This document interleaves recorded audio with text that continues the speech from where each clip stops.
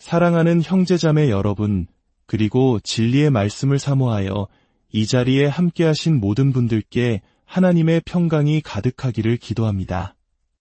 오늘 우리가 함께 나눌 이야기는 어쩌면 여러분의 삶 전체를 뒤바꿀 수 있는 가장 근본적인 주제, 바로 생각의 변화에 관한 것입니다.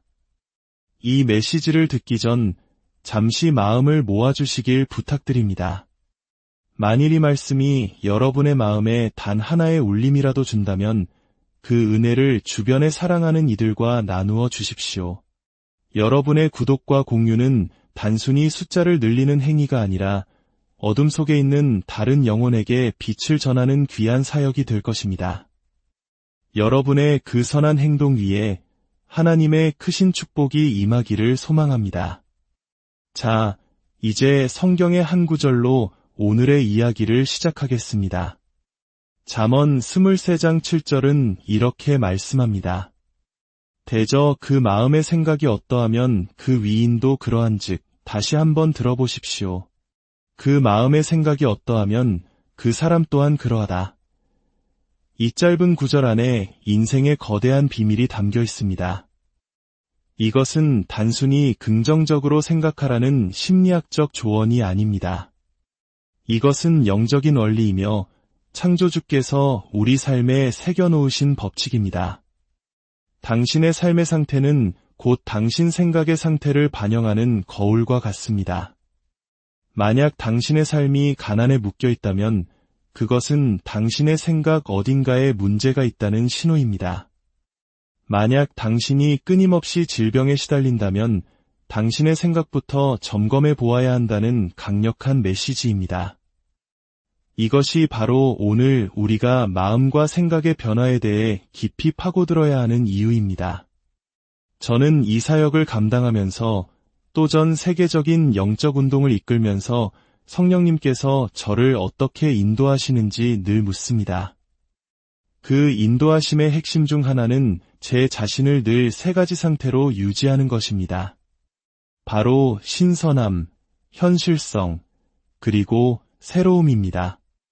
영적으로 신선하고 시대에 뒤떨어지지 않으며 늘 새로운 하나님의 역사를 경험하는 것. 이 세 가지는 제 마음과 생각을 계속해서 새롭게 하지 않으면 결코 이루어질 수 없습니다.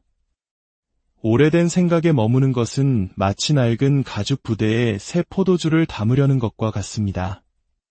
낡은 가죽 부대는 결국 터져버리고 포도주는 식초처럼 씌어져 버릴 뿐입니다.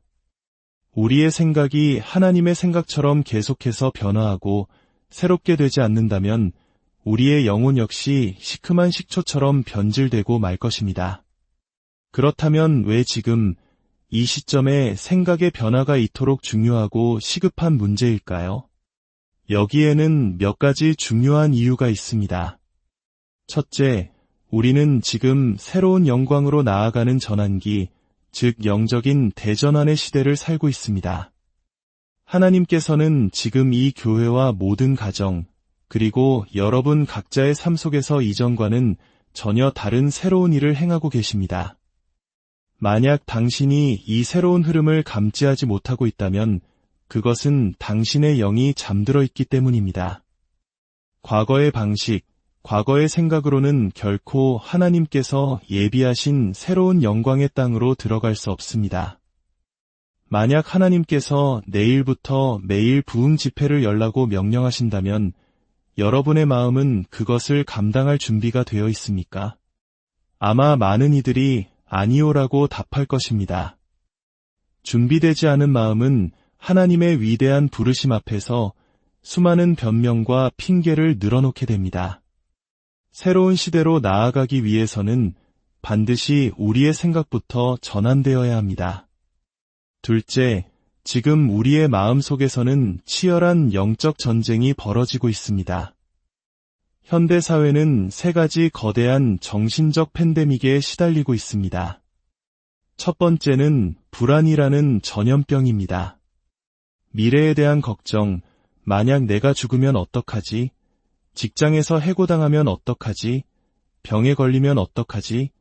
와 같은 끝없는 걱정들이 우리의 마음을 갉아먹고 있습니다. 두 번째는 우울이라는 전염병입니다.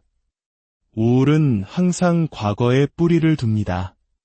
과거의 상처, 실패, 후회에 얽매여 현재를 살아가지 못하게 만드는 마음의 억압입니다.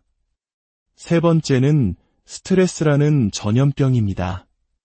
스트레스는 현재의 압박감입니다. 어떤 일을 하든 어디에 가든 스트레스는 존재합니다. 문제는 스트레스 자체가 아니라 그것을 어떻게 다루느냐에 있습니다. 우리는 스트레스 속에서 우리 자신을 의지하는 것이 아니라 하나님 안에서 안식하고 그분을 신뢰하는 법을 배워야 합니다. 이 모든 정신적 전쟁의 최전선이 바로 우리의 생각입니다. 셋째, 세상은 지금 우리의 생각을 적극적으로 변질시키려 하고 있습니다. 로마서 1장 28절은 이에 대해 무섭게 경고합니다.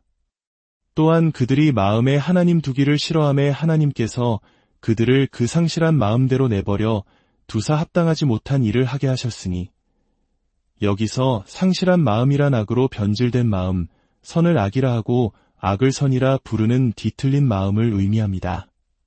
세상은 무엇을 통해 우리의 생각을 변질시킬까요? 바로 환경, 교육, 문화, 인간적인 전통, 그리고 과거의 트라우마입니다. 특히 오늘날 가장 강력한 무기는 바로 미디어입니다. 최근 한 연구 결과에 따르면 소셜미디어 중독은 심지어 코카인 중독보다 더 심각한 영향을 뇌에 미친다고 합니다. 인플루언서들의 말 한마디, 자극적인 영상 하나하나가 우리의 가치관을 흔들고 생각을 조금씩 변질시킵니다. 학교에서는 우리 자녀들에게 하나님의 창조 질서를 거스르는 비성경적인 가치관을 가르칩니다. 이 모든 것이 우리의 생각을 공격하여 상실한 마음을 갖게 하려는 사탄의 전략입니다. 그렇다면 이 모든 공격으로부터 우리 자신을 지키고 진정한 삶의 변화를 이루기 위한 해답은 어디에 있을까요?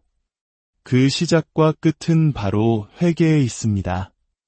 예수님께서 공생애를 시작하시며 예치신 첫 번째 메시지는 회개하라, 천국이 가까이 왔느니라 였습니다.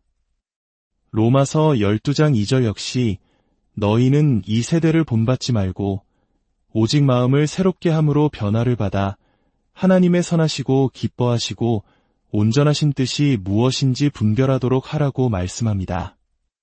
여기서 회개하다라는 헬라어 단어는 메타노이아입니다. 이 단어는 바꾸다, 돌이키다라는 뜻의 메타와 마음, 생각이라는 뜻의 노에오가 합쳐진 말입니다. 즉, 회개란 단순히 눈물을 흘리며 감정적으로 후회하는 것이 아닙니다. 그것은 생각의 방향을 180도 바꾸는 것이며 삶의 방식을 완전히 전환하는 것이고 가치관의 근본적인 혁명을 이루는 것입니다. 회개는 감정의 영역이 아니라 결단의 영역입니다. 나는 이렇게 살지 않겠다. 나는 이제부터 하나님의 방식으로 생각하고 살겠다고 의지적으로 결정하는 것입니다. 진정한 그리스도인이란 스스로를 그리스도인이라고 부르는 사람이 아니라 삶 속에서 이러한 근본적이고 급진적인 변화의 열매를 맺는 사람입니다.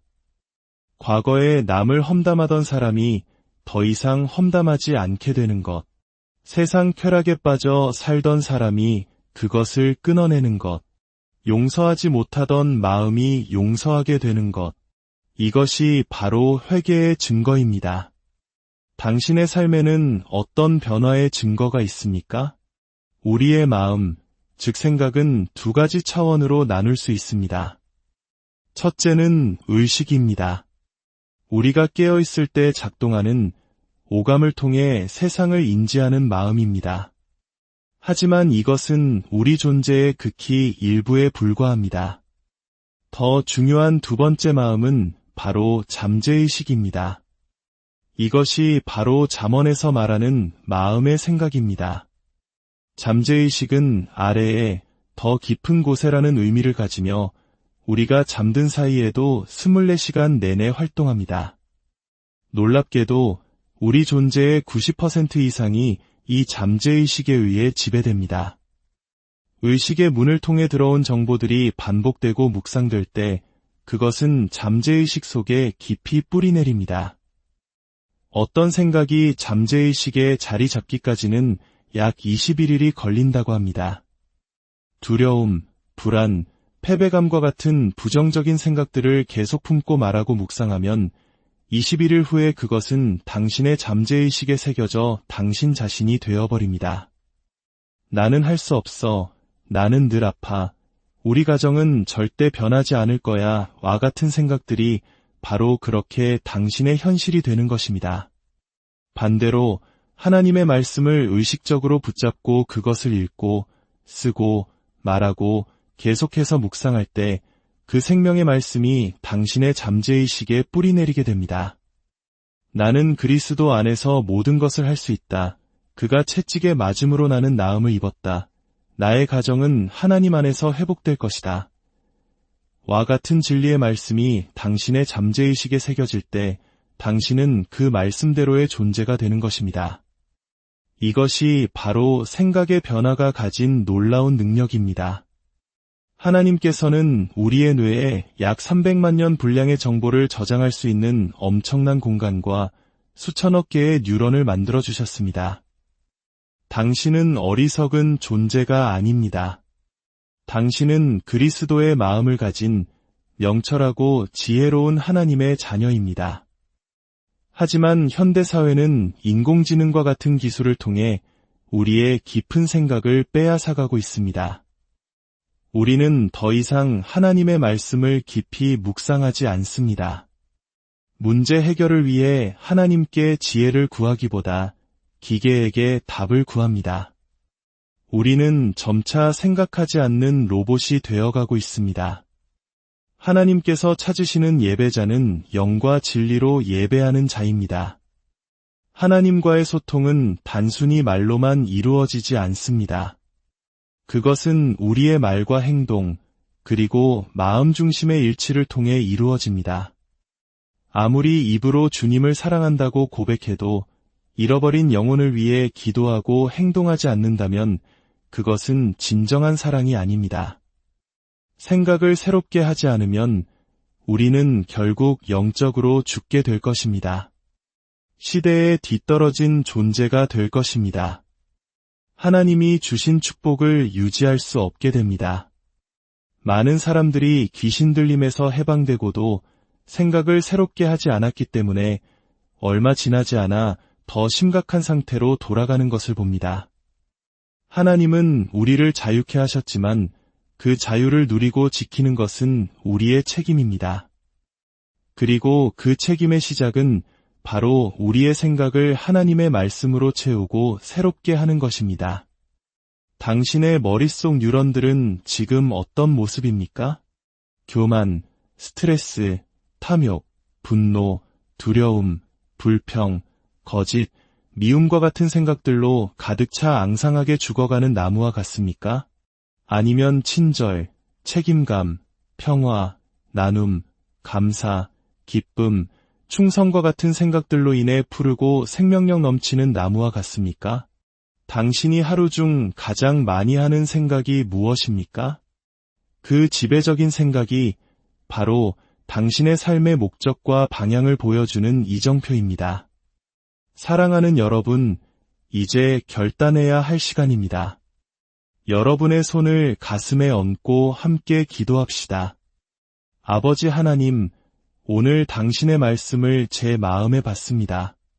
저의 부모님, 문화, 환경, 교육을 통해 형성된 잘못된 생각의 틀을 모두 내려놓고 당신의 말씀에 온전히 복종하기로 결단합니다. 당신의 말씀이 저를 씻기시고 변화시키시며 온전케 하실 것을 믿습니다. 제게 예수 그리스도의 마음을 허락하여 주옵소서. 제 마음을 공격하는 모든 불안과 걱정의 영, 우울과 자살 충동의 영, 견고한 진과 상상, 불신과 의심, 혼란의 영을 예수 그리스도의 이름으로 묻고 내쫓습니다. 세상의 미디어와 교육이, 환경이 나의 생각을 변질시키는 것을 거부합니다. 이제 나는 그리스도 안에서 주신 본래의 마음, 명철하고 예리하며 창조적인 그 마음으로 살아갈 것을 선포합니다. 지금 정체 상태에 머물러 있는 모든 분들을 축복합니다.